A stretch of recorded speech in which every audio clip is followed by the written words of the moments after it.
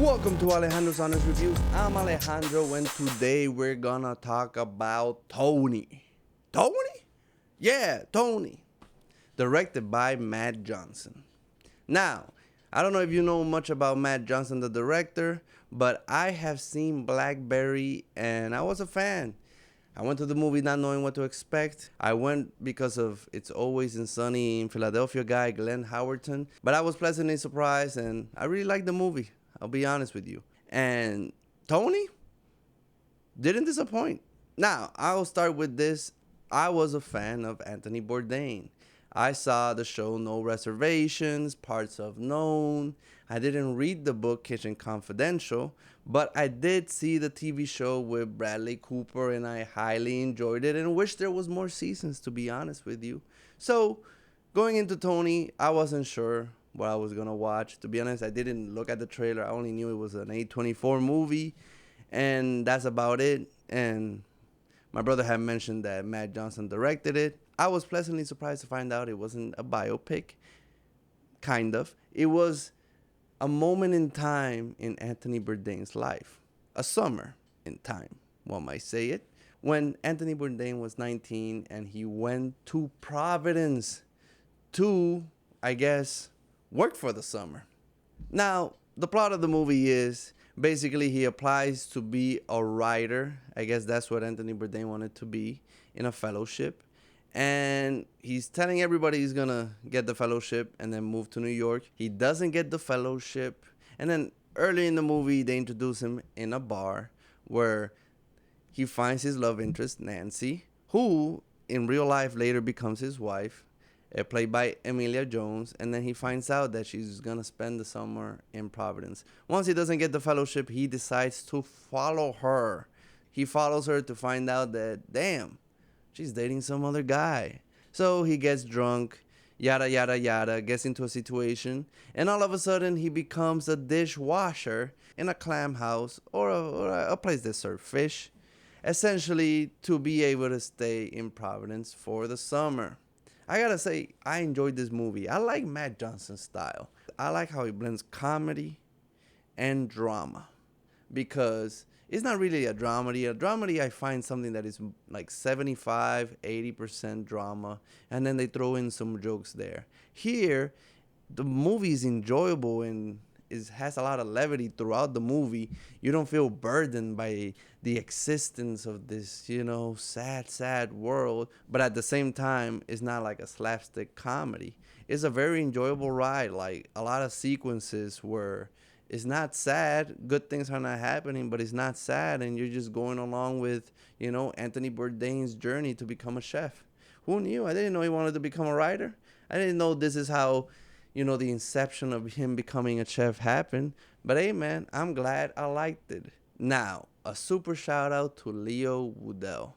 He, to me, was the standout actor of the movie. He was incredible. To be honest, this is the first time I think I seen him. I didn't watch White Lotus when he was on. I only saw season 1.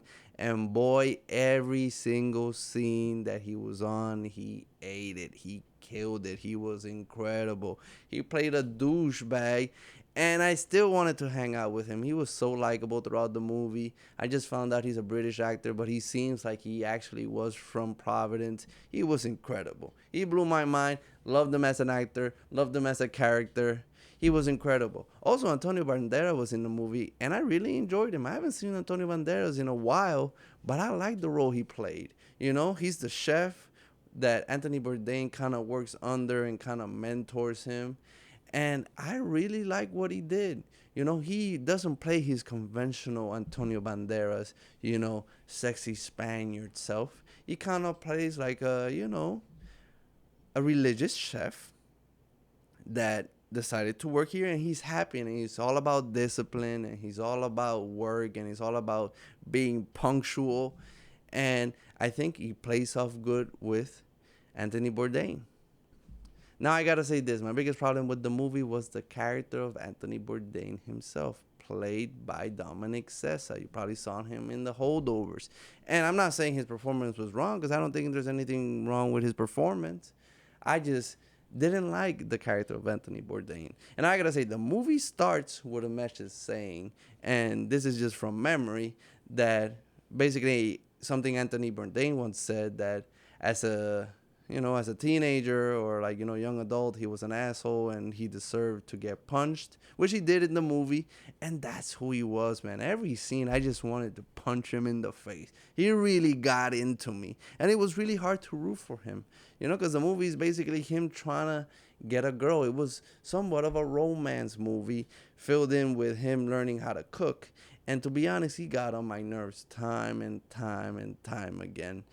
It really took until the last maybe 10 minutes of the movie that I'm like, okay, this guy's okay. But before that, man, even the way he walked, like, really got on my nerves. But hey, man, maybe that's what they were going for.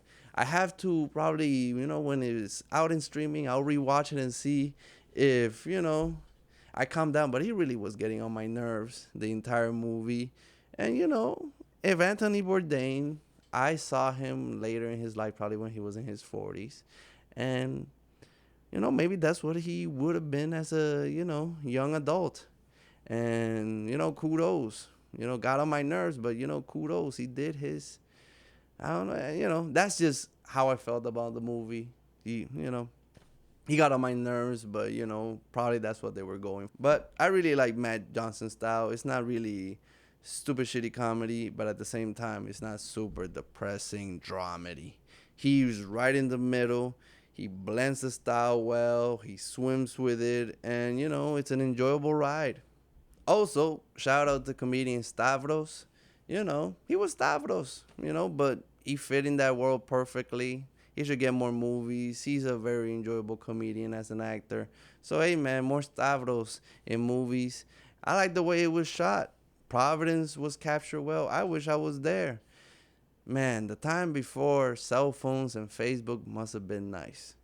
One could just run away. And, if you don't pick up the phone when you're at home with a payphone, you might not hear about anybody ever again. And now with Facebook and the internet, people can be found like this. But hey, man, Tony, pretty good. I would say a high discount Tuesday, man. Like, high discount Tuesday, maybe low top dollar. Very enjoyable movie. I don't know where to put it. It's a strong 7.5, 7. And, if you go to the movie theater, get some popcorn, some Coke, and watch it, I think it's an enjoyable ride. And, yeah, you might learn something. You might want to start learning how to chuck some oysters. I know I will. I want to chuck some oysters. I want to learn how to make some clam chowder. I want to cook some lobster. But hey, maybe another time in another life, or this summer. Oh, summer's over. This has been Alejandro's Honest Reviews. I'm Alejandro. If you like this video, please like, leave a comment, subscribe. Let me know what I'm doing wrong, doing right. I don't know. Just let me know. Give me a sign of life that you're watching this video. And on to the next one. Thank you for watching.